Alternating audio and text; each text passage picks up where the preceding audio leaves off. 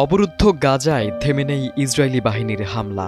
একের পর এক আক্রমণে আবারও রক্তাক্ত উপত্যকাটি। সময়ের কণ্ঠে কান পাতলে শোনা যায় মানুষের আর্তনাদ, ক্ষুধার্ত শিশুদের কান্না আর গুলির শব্দে ফেসে যাওয়া বাতাস। সোমবার বর্বর ইসরায়েলি বাহিনীর গোলাবর্ষণে ফিলিস্তিনের গাজা উপত্যকায় নিহত হয়েছেন ৬০ জনেরও বেশি, যার ফলে গাজায় এখন ৫৫,০০০ প্রাণহানি ছুঁই ছুঁই। ২০২৩ সালের অক্টোবর থেকে গাজায় অভিযান শুরু করে আইডিএফ। গাজা স্বাস্থ্য মন্ত্রণালয়ের তথ্য অনুযায়ী সোমবারের পর ইসরায়েলি বাহিনীর অভিযানে গাজায় মোট নিহতের সংখ্যা পৌঁছেছে ৫৪,৯২৭ জনে। এদের পাশাপাশি আহত হয়েছেন আরও ১,২৬,২২৭ জন ফিলিস্তিনি। এছাড়া উপত্যকাটিতে যুদ্ধ শুরুর পর এ পর্যন্ত মোট ২২৭ জন সাংবাদিক নিহত হওয়ার খবর জানিয়েছে গাজার সরকারি গণমাধ্যম দপ্তর।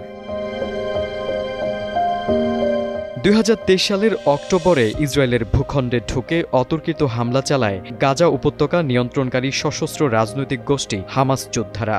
এরপর হামাসের হামলার জবাব দিতে এবং জিম্মিদের মুক্ত করতে ওই দিন থেকেই গাজায় অভিযান শুরু করে ইসরায়েলি বাহিনী।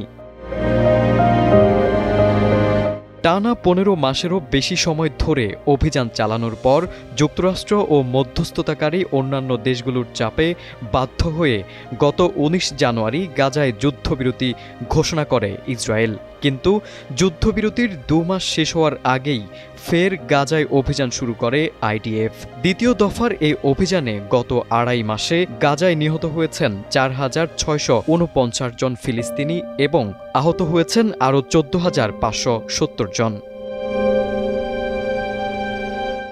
এদিকে জাতিসংঘ ও আন্তর্জাতিক সম্প্রদায় এ পর্যন্ত বেশ কয়েকবার গাজায় সামরিক অভিযান বন্ধের জন্য ইসরায়েলি প্রধানমন্ত্রী বেনিয়ামিন নেতানিয়াহুকে আহ্বান জানিয়েছে। ইতোমধ্যে ইসরায়েলের বিরুদ্ধে গণহত্যার মামলাও দায়ের করা হয়েছে। তবে নেতানিয়াহু স্পষ্টভাবে জানিয়েছেন হামাসকে পুরোপুরি দুর্বল ও অকার্যকর করবে তারা।